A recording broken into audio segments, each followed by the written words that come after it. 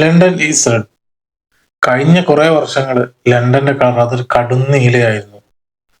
ഇപ്പൊ ആ കടും നീല മെല്ലെ മെല്ലെ മാഞ്ഞ് അതൊരു ചുവപ്പിലേക്ക് മാറിയിട്ടുണ്ട്. അത് കുറെ വർഷമായി ചുവപ്പാണ്. കഴിഞ്ഞ 5 വർഷമായി ആഴ്സണലിനോട് ചെൽസി ഒരു കളി ജയിച്ചിട്ട്. ഇപ്പതാ മാർച്ച് 1 ഞായറാഴ്ച എമിറേറ്റ് സ്റ്റേഡിയത്തിൽ വെച്ച് 2-1 ഒരു മത്സരം കൂടെ തോറ്റ് ചെൽസി നാണക്കേടിന്റെ റെക്കോർഡും പേറിയാണ് നടക്കുന്നത്. ഒരു കാലത്ത് ആഴ്സണലും ചെൽസിയുടെ മത്സരത്തിൽ ആർക്കും ഒരു ഡൗട്ടും ഇല്ല അത് ചെൽസി തന്നെ വിജയിക്കും എന്നുള്ള ഒരു സിറ്റുവേഷനിലായിരുന്നു. അങ്ങനെയുള്ള ഒരു മത്സരമായിരുന്നു ആഴ്സണലും ചെൽസിയും തമ്മിലുണ്ടാവുക.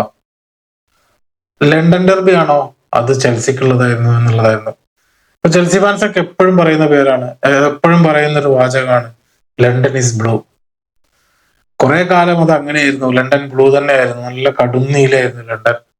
പക്ഷെ ഇപ്പൊ കുറച്ചു കാലമായിട്ട് ലണ്ടൻ റെഡ് ആണ്. 2021 ഓഗസ്റ്റിന് ശേഷം ആഴ്സണലിനെതിരെ ജയിക്കാൻ ചെൽസിക്ക് പറ്റിയിട്ടില്ല. ചെൽസിക്ക് ഒരു നാണക്കേട് ഉണ്ടാക്കുന്ന സംഗതി തന്നെയാണ് ഇത്. ചെൽസിക്ക് ഒരു നാണക്കേട് തന്നെയാണ്. കാരണം ചെൽസി എന്ന് പറയുന്നത് കഴിഞ്ഞാൽ ടീമിനും വേണ്ടി എത്ര പണം മുടക്കാനും തയ്യാറായ ഒരു ടീമാണ്, തയ്യാറാകുന്ന ഒരു ടീമാണ്.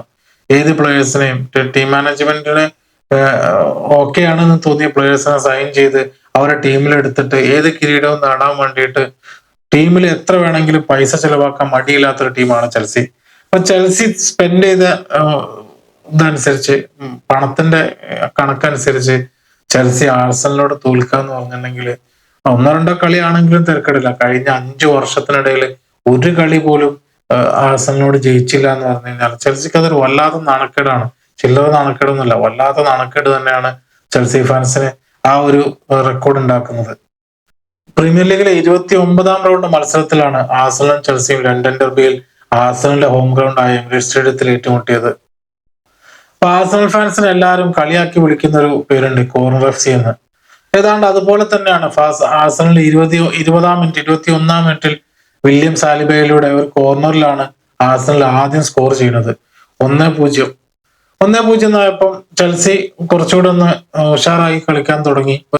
എങ്ങനെയെങ്കിലും സമനില ഗോൾ നേടുന്നുള്ള ചെൽസിയുടെ ശ്രമങ്ങൾക്ക് നിന്നാണ് ഫസ്റ്റ് ഹാഫിന്റെ ഇഞ്ചുറി ടൈമിന്റെ അവസാന നിമിഷം റീസ് ജെയിംസിന്റെ ഒരു കോർണറിൽ റീസ് ജെയിംസ് എടുത്തൊരു കോർണർ എംകാപ്പെ ഹെഡ് ചെയ്ത് ഒഴിവാക്കാൻ നോക്കിയത് പുള്ളിക്കാരന്റെ തലയിൽ തട്ടിയിട്ടാണ് ഗോളാവുന്നത്.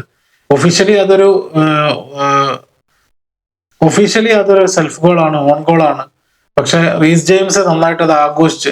കാരണം റീസ് ജെയിംസിന്റെ കോർണർ ഡയറക്റ്റ് ഗോളായ പോലെയാണ് നമുക്ക് പെട്ടെന്ന് തോന്നുക. പക്ഷെ അത് റീപ്ലേയിൽ കാണുമ്പോൾ ചെറിയൊരു കോണ്ടാക്ട്, എംകാപ്പിയുടെ തലയിൽ ചെറിയൊരു കോണ്ടാക്ട് ഉള്ളത് കൊണ്ട് അത് ഒഫീഷ്യലി എംകാപ്പിയുടെ ഓൺ ഗോൾ ആയിട്ടാണ് വന്നത്. അപ്പൊ 1-1 ഫസ്റ്റ് ഹാഫ് പിരിയുമ്പോൾ 1-1 സമനിലയാണ്. ചെൽസി സെക്കൻഡ് ഹാഫിൽ വിജയിച്ച് കയറും എന്നുള്ള ഒരു പ്രതീക്ഷയൊക്കെ ചെൽസി ഫാൻസിന് വെക്കാൻ പറ്റുന്ന ഒരു സമയമായിരുന്നു. പക്ഷെ സെക്കൻഡ് ഹാഫിൽ കഥ മാറി.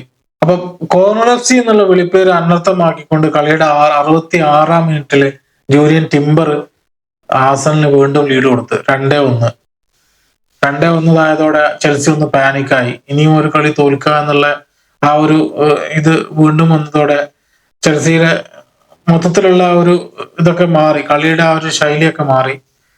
എന്നാലും എൻസോ ഫെർണാണ്ടസിന് നല്ലൊരു ഷോട്ടും കാര്യങ്ങളൊക്കെ ഉണ്ടായിരുന്നു. നല്ല ഷോട്ട് ഡേവിഡ് റായ വല്ലാത്തൊരു സേവ് ചെയ്തിട്ടാണ് തടഞ്ഞത്. ഇപ്പൊ ഡേവിഡ് റായ തന്നെയാണ് ഈ മത്സരത്തിലെ ആഴ്സണലിനെ തുറപ്പിച്ചിട്ടായത്. കളിയുടെ ടേണിംഗ് പോയിന്റ് വന്നത് 71ാം മിനിറ്റില് ഗബ്രിയൽ മാർട്ടിനെല്ലിയുടെ ഒരു മുന്നേറ്റം തടയാനുള്ള പെഡ്രോനെറ്റോയുടെ ശ്രമം.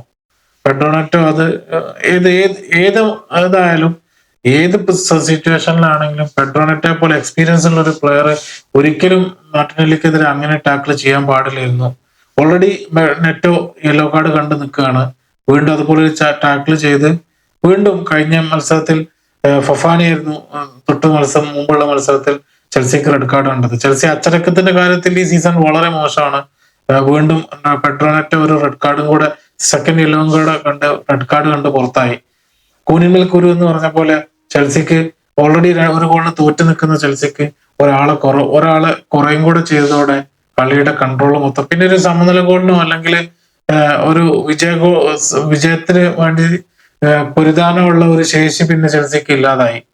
കാരണം ഓൾറെഡി ഒരാൾ കുറഞ്ഞ്.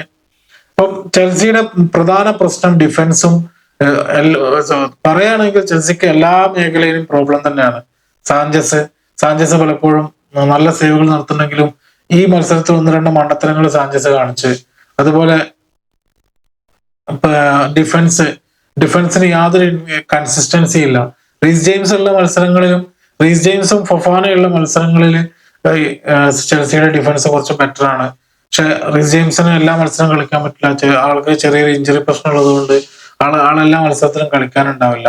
ഫൊഫാന ആണെങ്കിലും ഇഞ്ചുറിന്ന് വന്ന ഉടനെ ഇടയ്ക്ക് ഇതുപോലെ കഴിഞ്ഞ മത്സരത്തിൽ റെഡ് കാർഡ് കണ്ട് ഇപ്പൊ സസ്പെൻഷനിലാണ്. അപ്പം എല്ലാ മേഖലയിലും ക്രിയേറ്റീവായിട്ട് ചെൽസിയുടെ ക്രിയേറ്റീവ് പ്ലേ അത്ര ഒരു ആഴ്സണലിനോടും ചാൻസ് ക്രിയേറ്റ് ചെയ്യാൻ പറ്റിയ ക്രിയേറ്റീവ് പ്ലേ എന്ന് പറയാൻ അത് കോൾ പാൽമർ മാത്രമാണ്. എല്ലാ ഉത്തരവാദിത്വവും കോൾ പാൽമറിന്റെ മേലിലാണ്. ഗോൾ നേടാനും ഗോൾ ക്രിയേറ്റ് ചെയ്യാനും കോൾ പാൽമർ ഉണ്ടായാലേ നടക്കുള്ളൂ എന്നുള്ള ആ ഒരു സിറ്റുവേഷൻ ആണ് ചെൽസിക്കുള്ളത്. അപ്പം ചെൽസി നന്നായിട്ട് ഇമ്പ്രൂവ് ചെയ്താലേ ഇപ്പൊ ചെൽസി 3-ാം സ്ഥാനം വരെ കിട്ടേണ്ടിയിരുന്ന ഒരു ടീം ഇപ്പൊ 6-ാം സ്ഥാനത്തേക്ക് പിന്തള്ളപ്പെട്ട്. ഇപ്പം പുറകിലുണ്ടായിരുന്ന യുണൈറ്റഡ് കയറി ചെൽസിയെയും ലിവർപൂളിനെയൊക്കെ മറികടന്ന് 3-ാം സ്ഥാനത്തേക്ക് എത്തി. ഇപ്പൊ കഴിഞ്ഞ മത്സരങ്ങളിൽ മൈക്കിൾ കാരിക്ക് യുണൈറ്റഡ് നടത്തിയ കംബാക്കാണ് ചെൽസിയെ യുണൈറ്റഡിനെ 3-ാം സ്ഥാനത്തേക്ക് എത്തിച്ചത്. റോസ്നിയറുടെ കീഴിൽ ചെൽസി തുടക്കത്തിൽ നല്ലൊരു 1-2 റിസൾട്ട് ഒക്കെ ഉണ്ടാക്കിയപ്പം മരസ്കയേക്കാളും ബെറ്റർ ആണ്, കുറച്ചുകൂടെ നല്ല റിസൾട്ടുകൾ വരുമെന്ന് ചെൽസി ഫാൻസ് പ്രതീക്ഷിച്ചിരുന്നു. പക്ഷെ കഴിഞ്ഞ കുറെ മത്സരങ്ങളിൽ ഇപ്പൊ ഈ മത്സരത്തിൽ തോറ്റ് FA കപ്പിന്റെ 2 പാദ മത്സരങ്ങളിലും ആഴ്സണലിനോട് തോറ്റ്. 3 മത്സരങ്ങളാണ് റോസ്നിയർക്ക് ആഴ്സണലായിട്ട് നഷ്ടപ്പെട്ടത്. അപ്പം അതൊരു നല്ല റെക്കോർഡല്ല. ഒരുപക്ഷെ വേറൊരു ചെൽസി മാനേജർക്കും അങ്ങനെ റെക്കോർഡ് ഉണ്ടാവുമോ എന്നുള്ളത് തന്നെ സംശയമാണ്. 3 തുടർച്ചയായ തോൽവികൾ ആഴ്സണലിനെതിരെ. ചെൽസിക്കുള്ള ഇപ്പോഴും പ്രശ്നങ്ങൾ ഡിഫൻസിലെയും ഫോമില്ലായ്മയും അച്ചടക്കമില്ലായ്മയുള്ള പ്രശ്നങ്ങൾ എത്രയും പെട്ടെന്ന് പരിഹരിച്ച് പെട്ടെന്നൊരു തിരിച്ചറിവ് വന്നിട്ടില്ലെങ്കിൽ ഇനി ആകെ 9 മത്സരങ്ങൾ മാത്രമേ സീസണിൽ ബാക്കിയുള്ളൂ. ആ 9 മത്സരങ്ങളിലും പോയിന്റ് ഡ്രോപ്പ് ചെയ്യുകയാണെങ്കിൽ ഇനിയും താഴേക്ക് പോകാനുള്ള സാധ്യത വളരെ കൂടുതലാണ്. ഇനിയും പരിശ്രമിച്ചാൽ ഒരു പക്ഷെ ചാമ്പ്യൻസ് ലീഗ് സ്പോട്ടൊക്കെ കിട്ടാവുന്ന ഒരു ഇതേ ഉള്ളൂ. അത്രയും പോയിന്റ് വ്യത്യാസങ്ങളെ മുന്നിലുള്ള ടീമുകളായിട്ടുള്ളൂ.